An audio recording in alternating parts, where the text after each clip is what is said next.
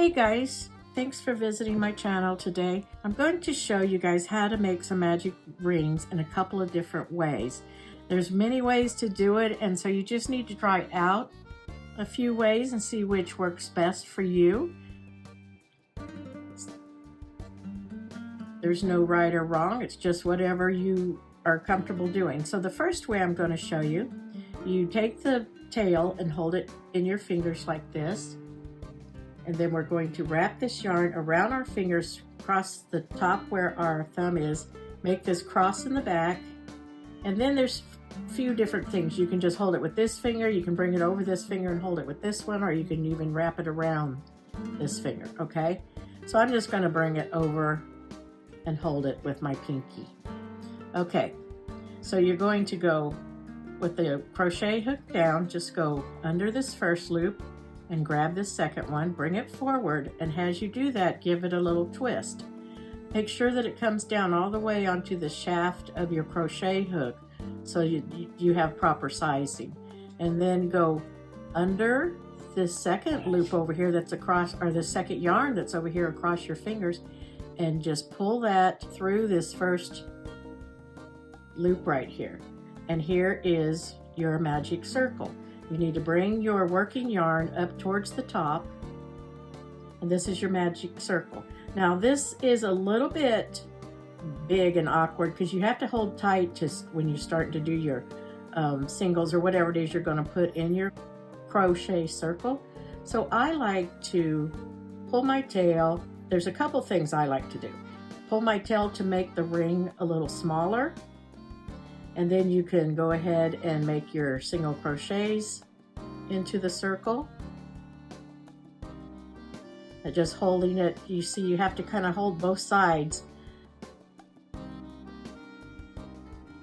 to be able to work your stitches efficiently. If you're trying to hold this big old ring, for me it's difficult anyway. Another way that I like to work it is I will slide the magic ring onto my middle finger or the third finger. It doesn't really matter. It's just whatever's comfortable for you. And then just continue to work the magic. Make sure the tail stays down. You got to make sure that you're working both the tail and the yarn here as you go around. But make sure that tail stays in there. And then just go ahead and work your magic circles. Go ahead and work your crochets until you've got as many as you need. Okay, so once we've got that, here's our circle, but it needs to be closed up. So what you do is pull this tail to close that circle up. And so I'm going to close it up, but not all the way yet. You can close it up all the way if you want to, but what I like to do, because I think it's a little bit easier if things get too tight here, because you're going to close your circle by going into your first stitch that you did, and you can see it right here. You can kind of see that V, the V right here. So that's the first one. If you have trouble identifying it, be sure and put a marker in there, or if you put 8 singles in here, I'm not sure how many I even put in here, then count backwards. 1, 2, 3, 4, 5, 6, 7, 8, and here's 9, so I put 9 in there. So then you'll know which one was your starting stitch. So before I close it good and tight, I like to go ahead, because sometimes it's difficult depending on what yarn you're using and things. Go ahead and get my crochet hook into that first stitch there, and then I'll pull over and work a slip stitch. So now I've got my slip stitch, but I still have the hole in the middle there. So what we're going to do, I'm going to work a chain here to hold my work. I'm going to just go ahead now that I've got it closed up, and I'm going to pull this tail good and tight. And you can see it closed up that tail, that hole right there. And if you still got a little hole, just give it a pull.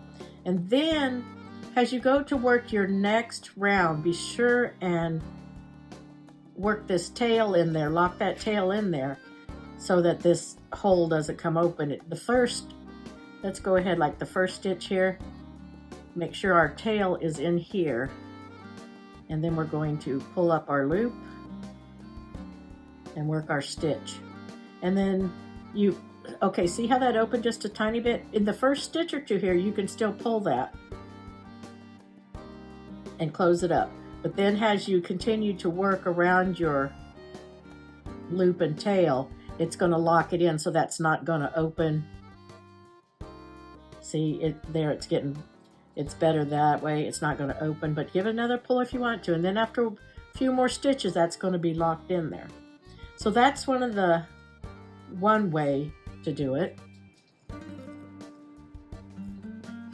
So another way you can do it, we're going to wrap it around this first finger and over these others and just hold it.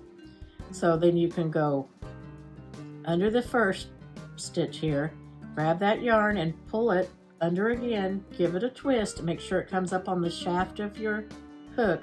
Then you grab the yarn over here that's going across your fingers and pull it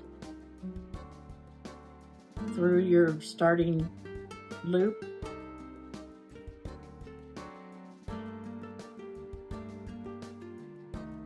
You have to always bring your working yarn up to the top, and then you'll see that your tail kind of goes through your loop.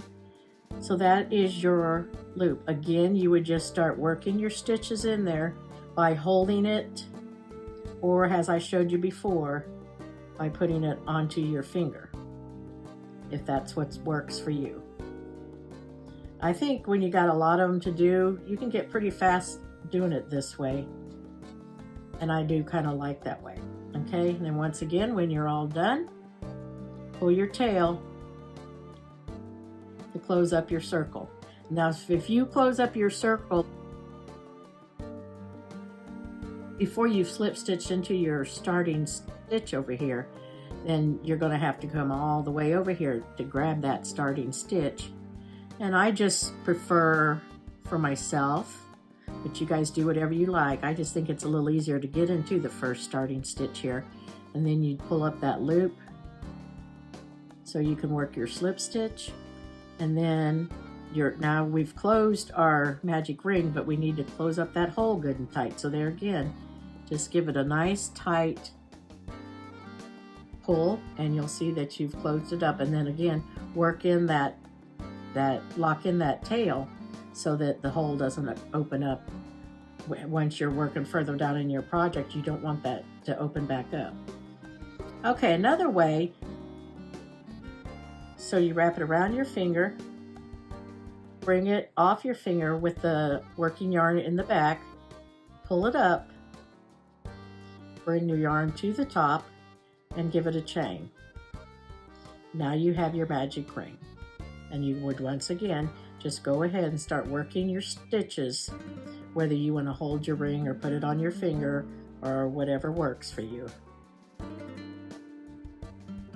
So this other way I'm going to show you is a little bit, it's basically the opposite of what we've already done. So we're going to take this yarn and hold it back here behind our fingers. We're going to go across 2 fingers. You can use 3 if you want to. We're going to bring it across the back, and then we're going to make a cross on top of our fingers this time.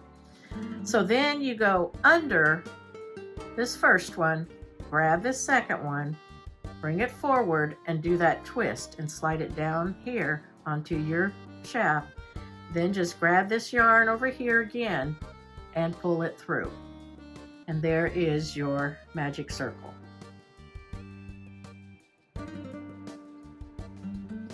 Okay, bring your working yarn to the top, your tail's hanging down here, and then when you work your single crochets, you've got to work around both these yarns, the tail and the circle itself, when you're doing your singles or whatever it is that you're doing. Okay, I think that one's pretty easy, speaks for itself. You know, you don't have to use magic circles to work in the round. They are used for working in the round, and it makes it very easy to close the hole in the middle. But you can do it with chains, and I did it for years with chains. But in the amigurumi and other things that you work in the round, it's just very easy to do it with the magic ring or the magic circle. So there's that way. Give that one a try. See which one you're liking best. I'd like to know down in the comments which one you guys found was easiest for yourself. Thank you guys so much for visiting my channel. Please like and subscribe and come back again.